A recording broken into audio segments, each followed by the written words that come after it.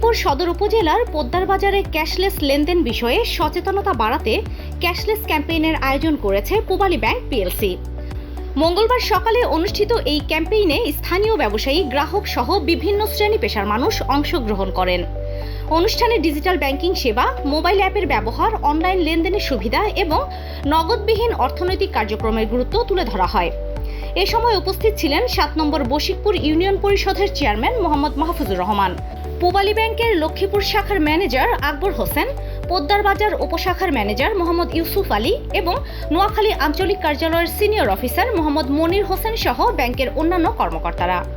বক্তারা বলেন, smart Bangladesh বিনির্মাণে cashless লেনদেন গুরুত্বপূর্ণ ভূমিকা রাখছে।